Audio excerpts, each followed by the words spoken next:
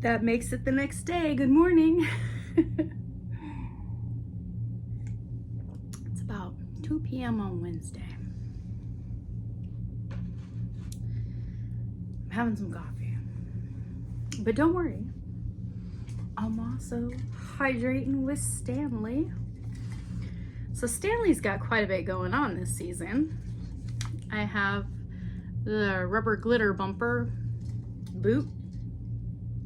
Itsy fine, supporting my local artists. I also found this chapstick holder, pretty incredible. And then I found this this leash at Hobby Lobby, kind of a neat little cable to hold my chapstick. And then I was inspired by a bag of candy corn that I found in the drawer from last year because I guess my kids don't really care for candy corn. Lily used to, and that's why I'd buy it, but she's moved on. I found some fancy straws on Amazon. How fun is that? It's like a pack of 12 for like $6. Got my bat so spiders don't crawl into my straw.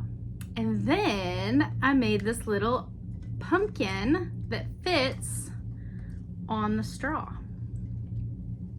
That was fun. I made this last night. Totally distracted from what the plan was. I crocheted a tube. It was about 12, did a chain of 12, slipped to the first, made a circle. Then I did 6 rows of single crochet with embroidery thread and a C-hook. Taking those numbers, I did 6 rows. So I knew that when I started my pumpkin, I did it in flat, back loops only, single crochet, alternating colors. So I knew that I wanted it to be a plump pumpkin. So I did 3 times as many rows. Oh, it was 15. I did 15 around because my math was 15, 30,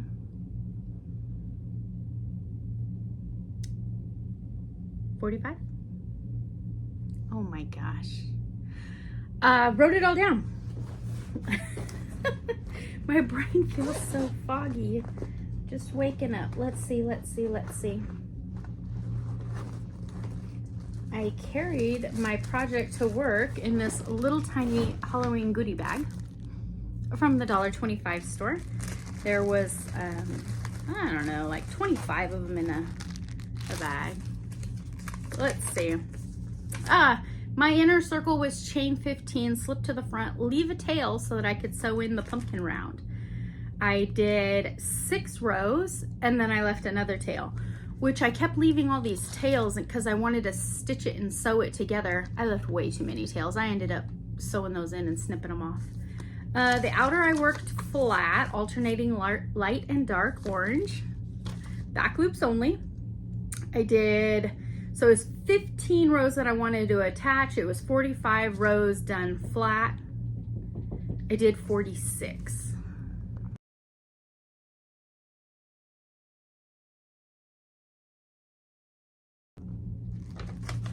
All right, got my notes. Thank you for the intermission. So I did 15 times 3. That way I know that if I'm going to single crochet into 1, skip 1, and then I'm going to do a single crochet decrease over the next 3 stitches. So I grab up the loop from the first one, skip the second one, grab a loop from the third one, and slip through all 3.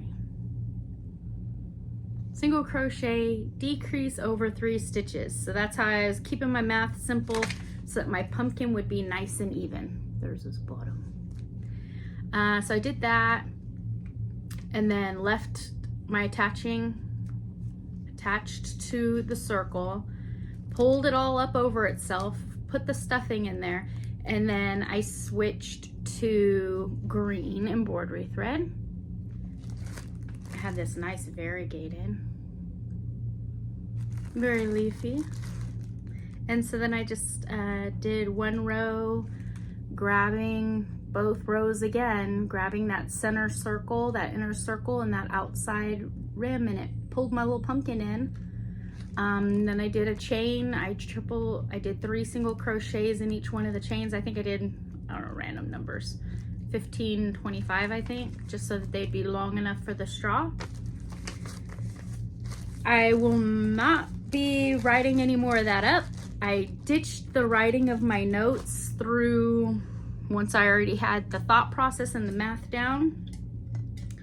Won't be duplicating it, but I will be duplicating the concept because it worked very well. I could use that concept for quite a few different things. Stanley's looking cute. Stay hydrated. What else did I work on?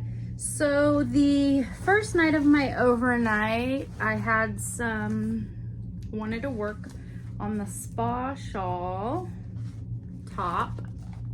Just finished that one in the burgundy.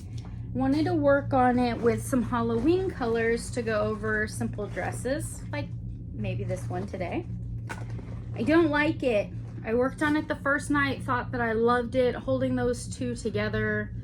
Thought that I loved it. Had some complications with the pattern. I got sleepy and my count threw off a little. So the second night I was working it, it's heavy. It's not as drapey as the other one.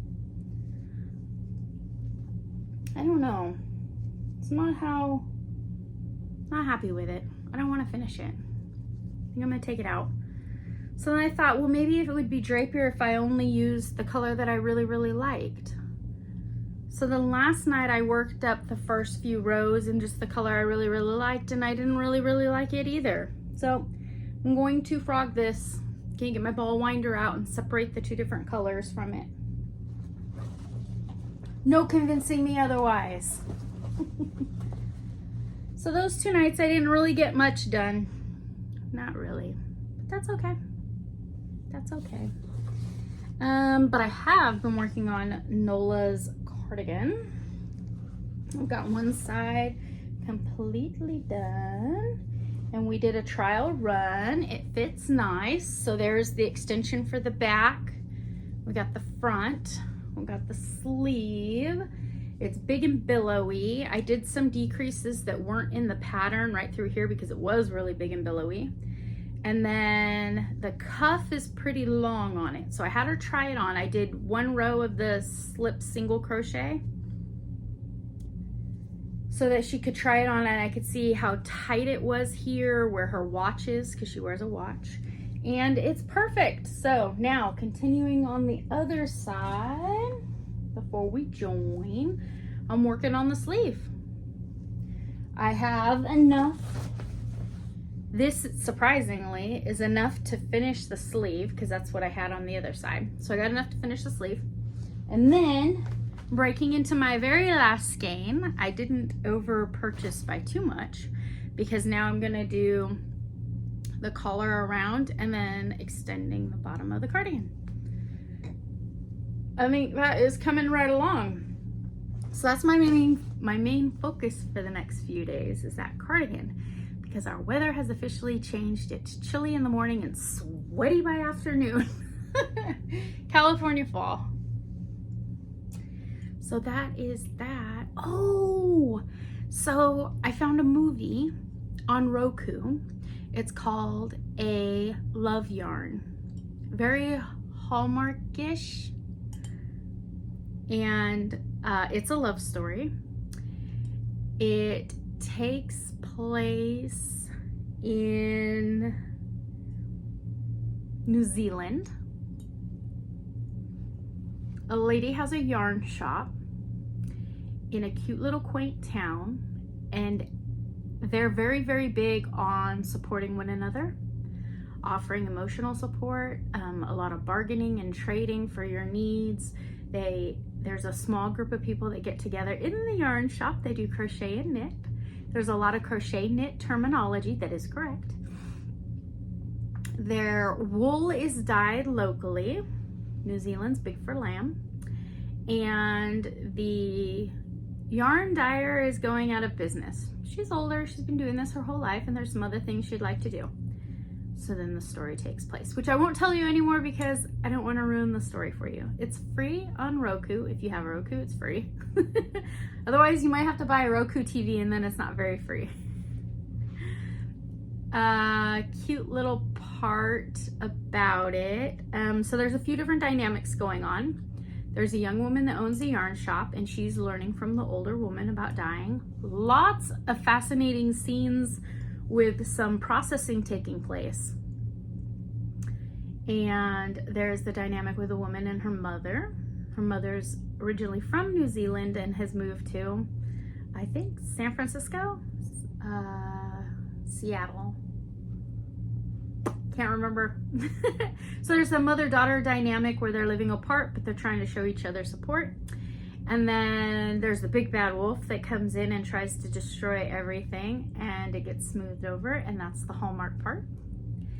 And somewhere in all of that, there's a baby lamb that's born, and the young lady and her love interest decides to name the lamb Barbara. There's jokes along the way too. It's a cute little movie. It was only about an hour and a half long. Check it out. Check it out. It's a good one. I don't know if I can. I'll leave the title of the movie in the description box in case you want to go back later and check it out. I don't know how long it'll be on Roku. I enjoyed it. I hope you do too. Take care. Be safe. Have fun. Bye.